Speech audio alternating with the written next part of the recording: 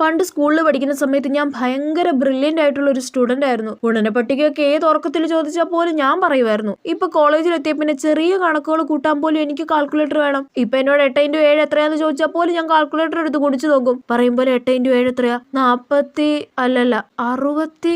അതെന്തേലും ആവട്ടെ. പണ്ട് ഞാൻ ഒരുപാട് ബുക്സ് ഒക്കെ വായിക്കുമായിരുന്നു.